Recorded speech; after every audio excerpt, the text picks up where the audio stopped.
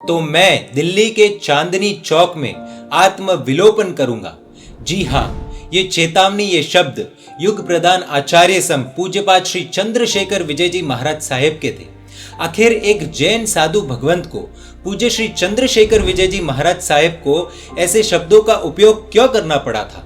ये बात उस समय की है जब भारत सरकार की वर्किंग कमेटी ने लगभग 1804 करोड़ की लागत से भारत भर में नए 56,000 कत्लखाने, जी हाँ 56 नहीं 56,000 कत्लखाने निर्मित करके तथा उन कत्लखानों द्वारा मांस का उत्पादन बढ़ाने की विस्तृत रिपोर्ट तैयार की। अगस्त 2002 में पूज्य श्री को जब अति क्रूरतापूर्ण तथ्य की ये रिपोर्ट मिली तो वे पढ़कर कांप उठे। जीव दया, जीव करुणा, अनुकंपा जिनके अणु अणु में बसी थी, ऐसे चंद्रशेखर विजय जी महाराज साहब ने भारत सरकार के खिलाफ विराट आंदोलन छेड़ दिया। जब कुछ बड़े लोगों को बुलाकर इस बारे में चर्चा की तो अनेक मंत्रियों और अग्रणियों की एक ही राय थी, साहेब जी इस आंदोलन को छोड़ दीजिए, असंभव वाली बात है, इसमें आपको विजय मिलनी मुश्किल है। सामान्य व्यक्ति होता तो शायद आंदोलन नहीं छेड़ता, और अगर छेड़ता भी तो ऐसी सलाह के बाद डिमोटिवेट हो जाता। लेकिन जिनके रग रग में जीव दया, जीवों के प्रति करुणा भरी पड़ी हो, जिनके हृदय की प्रत्येक धड़कन प्राणी मात्र के प्रेम का नाद करती हो, जिनका संकल्प बल आकाश के तारों को भी तोड़ लाए ऐसा हो, जिनकी शुद्धि में अपार शक्ति हो, उनके लिए क्या असंभव हो सकता है? वो अपने संकल्प से तनिक भी विचलित नहीं हुए। भारत भर में विरोध प्रदर्शित करने वाले लाखों पोस्ट कार्ड, बड़ी बड़ी संस्थाएं, कंपनीज के पत्र, ईमेल इत्यादि योजना आयोग के डिप्टी चेयरमैन श्री केसी पंत और प्रधानमंत्री श्री अटल बिहारी वाजपेयी के नाम कुछ ही दिनों में प्रेषित कर दिए गए। आंदोलन को अगले चरण में ले जाते हुए पूज्य श्री ने पत्रकार परिषद को आमंत्रित कर घोषित किया कि वर्किंग कमेटी की यह रिपोर्ट प्लानिंग कमीशन के पास पहुंचे तब उसके अध्यक्ष केसी पंत उसका स्वीकार नहीं करेंगे। ऐसी केसी पंत की लिखित स्वीकृति मेरे पास मार्च 2003 तक नहीं आएगी तो मैं दिल्ली के चांदनी चौक में आत्मविलोपन करूंगा। अर्थात 56,000 कत्लखानों को प्लानिंग कमीशन ने अगर स्वीकृति दे दी तो मैं यानी चंद्रशेखर विजय जी महाराज साहेब दिल्ली के चांदनी चौक में अपने आप को अग्नि के हवाले कर दूंगा। इसे धमकी समझा जाए या चेतावनी, लेकिन दूसरे दिन अनेक समाचार पत्रों में आत्मविलोपन की खबरें बड़ी बड़ी सुर्खियों में छप गई और इस आंदोलन को दुगनी शक्ति प्राप्त हुई। 18/8/2002 रविवार के दिन तपोवन संस्कार पीठ साबरमती में पूज्यपाद श्री की निष्ठा में भव्य अष्टप्रकारी पूजा चल रही थी। उस समय केंद्रीय राज्य रक्षा मंत्री हरिन भाई पाठक पूज्य श्री से मिलने के लिए सीधे जिनालय पहुंच गए। 400 बालकों की जबरदस्त प्रभु भक्ति के बीच पूज्य श्री ने आंसू से भरे नेत्रों के साथ हरिन भाई पाठक से पशुओं का कत्ल रोकने के लिए दर्दपूर्ण विनती की। हरिन भाई, कत्लखाने के उग्र विरोध की बात आप दिल्ली तक पहुंचाइए। मार्च 2003 तक कत्लखाने के मनाही के विषय में श्री केसी पंत की ओर से लिखित रूप में स्वीकृति नहीं आएगी तो मैं आत्मविलोपन करूंगा। इस बात को निश्चित समझ लेना। इस दर्दपूर्ण बात को सुनकर प्रभु भक्ति कर रहे बच्चे जोर जोर से रोने लगे। वातावरण बहुत भारी हो गया। 10 से 12 लड़के तो रोते रोते अपनी बाल सहज निर्दोष भाषा में हरिन भाई से कहने लगे, हरिन भाई कत्लखाने बंद करवाइए ना, हमारी गुरु माँ को आप क्यों दुख पहुंचा रहे हैं। सर्वत्र सन्नाटा छा गया। यह करुण दृश्य देखकर हरिन भाई का हृदय एकदम से परिवर्तित हो गया। जीवों की रक्षा के लिए स्वयं को न्योछावर करने वाले संत पर हरिन भाई आफरीन हो गए। उन्होंने घोषणा की कि आज से अहिंसा के इस आंदोलन में मैं साहिब जी के साथ जुड़ रहा हूँ। पूज्य श्री आत्मविलोपन करें उससे पहले मैं आत्मविलोपन करूंगा। कुछ ही दिनों में उन्होंने केसी पंत से मुलाकात की। इस तरफ रिटायर्ड हाईकोर्ट जज एवं सांसद गुमानमल जी लोढ़ा को पूज्य श्री के आत्मविलोपन की खबरें होते ही वे तुरंत प्रधानमंत्री श्री वाजपेयी जी से मिले। प्रधानमंत्री भी पूज्य श्री के आत्मविलोपन की बात को लेकर चिंतित हुए। उन्होंने कहा कि गुरु महाराज से कहिए कि उनकी इच्छा अनुसार हम फौरन कदम उठा रहे हैं, आप निश्चिंत होकर आंदोलन को वापस ले लीजिए। पूज्य श्री के प्रचंड पुण्योदय, गुरु कृपा की विशेष शक्ति, अनन्य संकल्प शक्ति और विशिष्ट संयम बल के प्रभाववश अति असंभव कार्य संभव हुआ।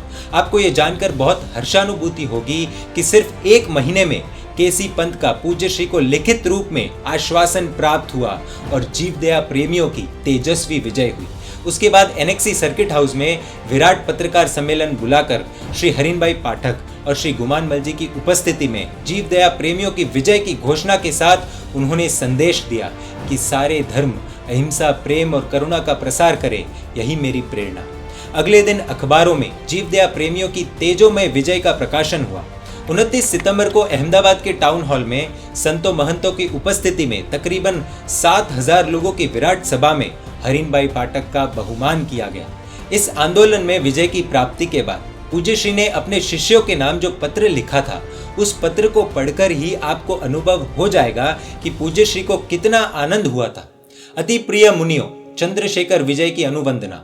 आप सब सुख शाता में होंगे, स्वास्थ्य भी ठीक ही चल रहा होगा।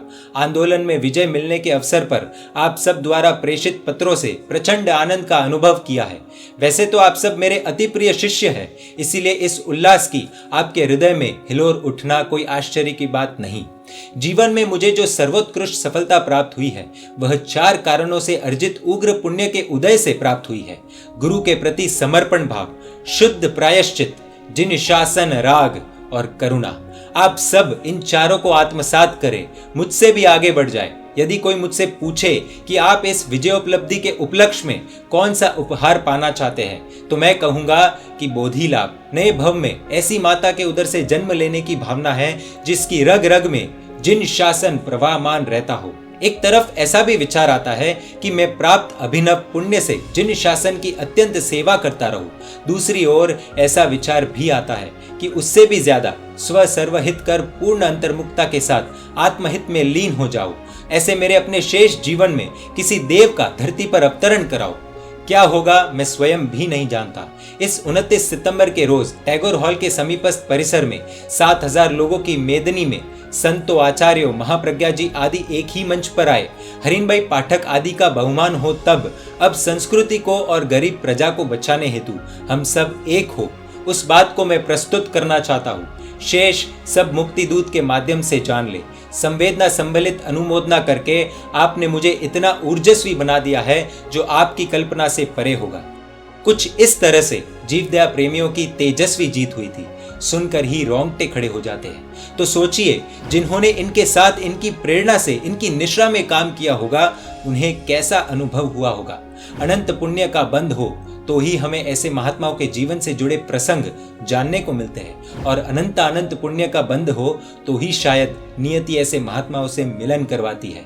किसी ने बहुत अद्भुत बात कही है, सोच को बदलो, सितारे बदल जाएंगे। नजर को बदलो, नजारे बदल जाएंगे। कश्तियां बदलने से क्या होता है, दिशा को बदलो, किनारे बदल जाएंगे। युग प्रदान आचार्य सम पूज्यपाद चंद्रशेखर विजय जी महाराज साहब का कालधर्म श्रावण सुदी दसम के दिन आज से ठीक 9 साल पहले हुआ था। अंग्रेजी कैलेंडर के हिसाब से इस वर्ष में 29 जुलाई 2020 के दिन पूज्य श्री की पुण्यतिथि है। इसी दिन समग्र विश्व के कल्याण हेतु विश्व में कोरोना आदि महामारी से घिरे समस्त जीवों को परम शांता एवं समाधि मिले, इस हेतु हम सबको घर पर ही आयम्बिल करने की प्रेरणा है। आयम्बिल करने वाले आराधकों से अनुरोध है कि www.yugpradantrust.com वेबसाइट पर जाकर आप अपना नाम रजिस्टर करें। परमात्मा के आज्ञा विरुद्ध कुछ भी कहा हो तो मिच्छामि दुक्कडम। पूज्य चंद्रशेखर विजय जी महाराज साहब के बारे में और भी अद्भुत जानकारी आने वाले वीडियोज में आप कल्याण मित्रों के साथ शेयर करेंगे। देखने के लिए आपको Jain media YouTube channel subscribe कर नोटिफिकेशंस के लिए बेल आइकन प्रेस करना होगा, जिससे जब भी हम कोई वीडियो अपलोड करें आपको नोटिफिकेशन द्वारा जानकारी प्राप्त हो सके। आप हमें फेसबुक और इंस्टाग्राम पर भी फॉलो कर सकते हैं। जय जिन शासन, जय मां।